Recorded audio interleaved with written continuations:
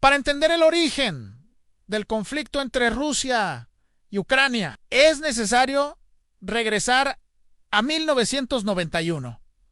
Ese año ocurrió un cambio histórico que transformó el mapa político del mundo, la desaparición de la Unión Soviética. Este evento permitió que varias repúblicas se convirtieran en países independientes, y uno de esos países fue Ucrania. Durante gran parte del siglo XX, Ucrania formó parte de la Unión Soviética, aunque tenía su propia identidad cultural. Su gobierno y decisiones políticas estaban controladas desde Moscú a finales de los años 80. La Unión Soviética comenzó a enfrentar graves problemas económicos y políticos. Muchas repúblicas empezaron a pedir más autonomía e incluso independencia. En este contexto, Ucrania organizó un referéndum el 1 de diciembre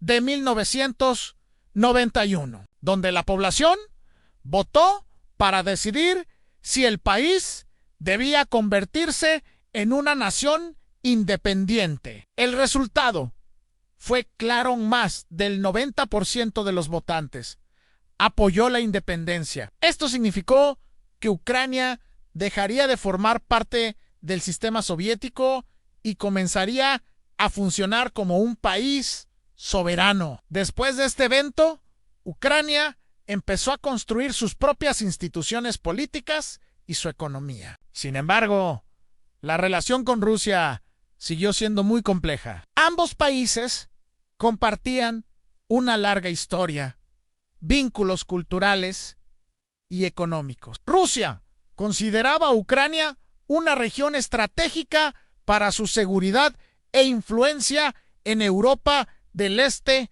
aunque Ucrania se convirtió en un país independiente. Las tensiones sobre su orientación política nunca desaparecieron. En conclusión, la independencia de Ucrania en 1991 marcó el inicio de una nueva etapa en la historia de Europa del Este en este.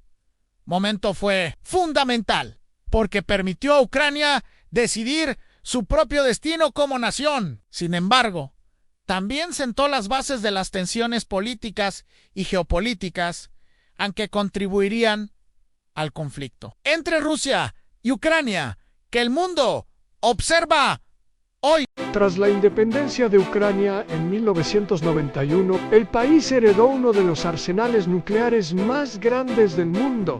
Producto del colapso de la Unión Soviética, esto representaba un enorme riesgo para la seguridad internacional y un desafío para Ucrania, que todavía estaba construyendo su gobierno y economía. En 1994, se firmó un acuerdo crucial conocido como el Memorándum de Budapest, que buscaba garantizar la seguridad de Ucrania a cambio de su renuncia nuclear.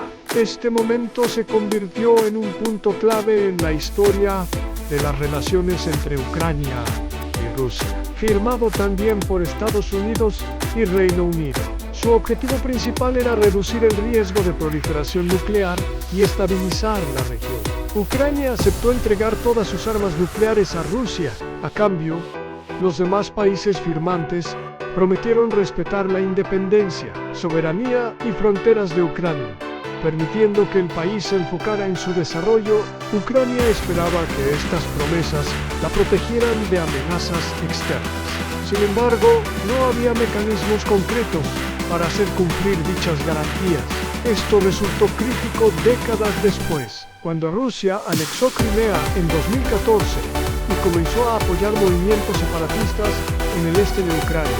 Muchos expertos consideran que estos eventos demostraron las limitaciones del memorándum, ya que las garantías resultaron ser más políticas que vinculantes. El memorándum simbolizó esperanza en Ucrania, confiaba en que renunciar a su arsenal traería estabilidad. Pero la historia mostró que las promesas no siempre se cumplen. Este episodio nos enseña que la seguridad no depende solo de tratados, sino de la voluntad política de los actores internacionales.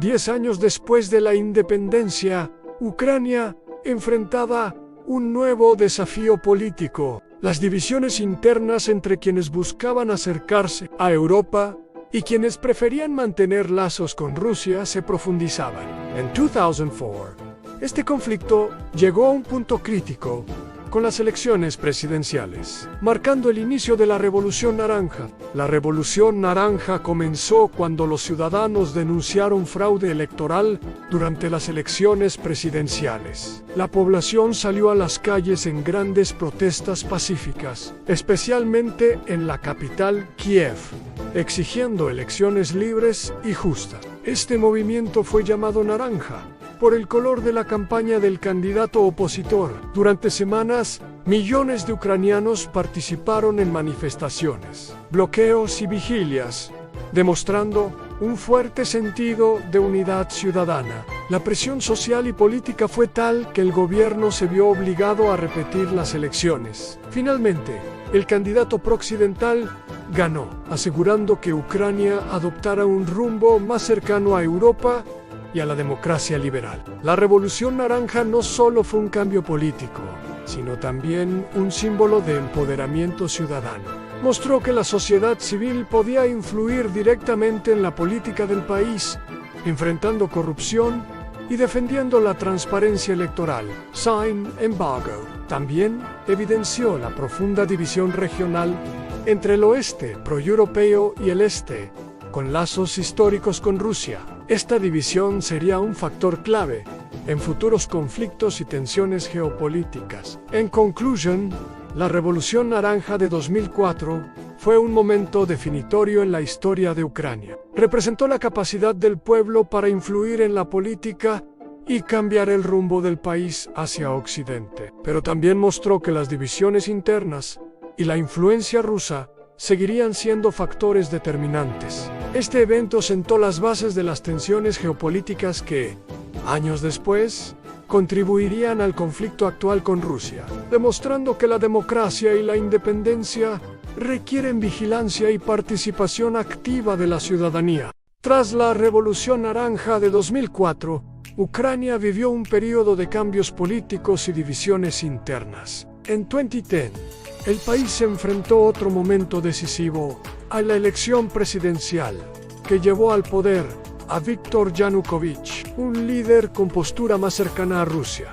Este cambio marcó un giro en la política ucraniana y generó expectativas sobre la orientación del país. Yanukovych llegó al poder con un programa que buscaba reforzar los lazos económicos y políticos con Rusia. Se distanció parcialmente de la integración con la Unión Europea que habían promovido gobiernos anteriores. Su elección reflejó la división del país en el este y sur apoyaban sus políticas prorrusas. Mientras tanto, el oeste continuaba defendiendo la orientación hacia Europa y la democracia liberal. Durante su mandato, surgieron debates intensos sobre la economía, la corrupción y la dirección política de Ucrania.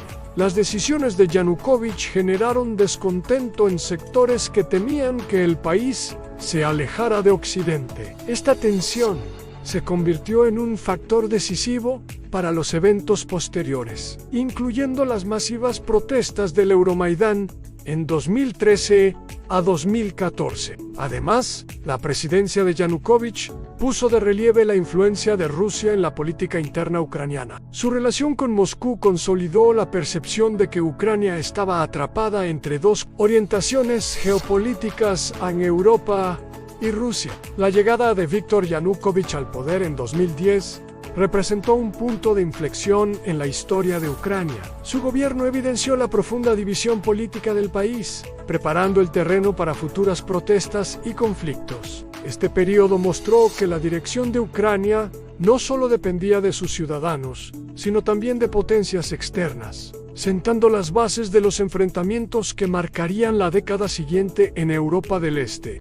Después de la llegada de Viktor Yanukovych al poder en 2010, Ucrania vivía una profunda división política y geopolítica. La tensión entre acercarse a Europa o mantener lazos estrechos con Rusia seguía creciendo. En noviembre de 2013, el país alcanzó un punto crítico con la suspensión de un acuerdo de asociación con la Unión Europea, lo que desencadenó protestas masivas conocidas como el Euromaidán. El Euromaidán comenzó con manifestaciones pacíficas en la plaza central de Kiev.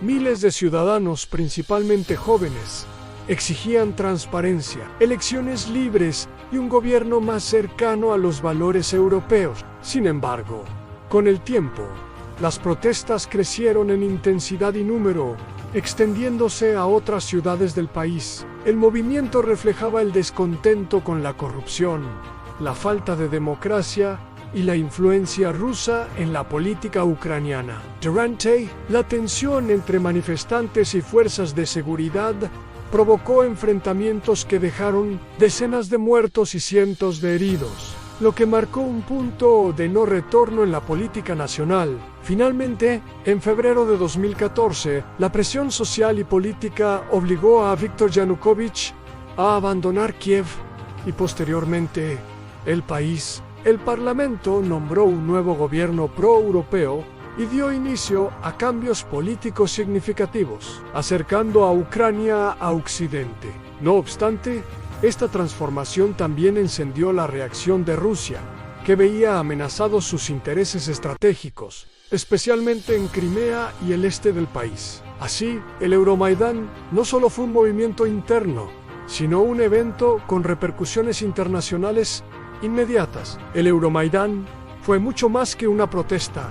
Fue una declaración del pueblo ucraniano sobre su deseo de democracia. Sin embargo, también demostró que Ucrania estaba atrapada entre dos fuerzas poderosas, a sus ciudadanos que buscaban libertad y Rusia, que quería mantener su influencia. Este evento fue el detonante de la crisis de 2014, incluyendo la anexión de Crimea y la guerra en el Donbass, dejando claro que los cambios internos de Ucrania tendrían consecuencias geopolíticas de largo alcance.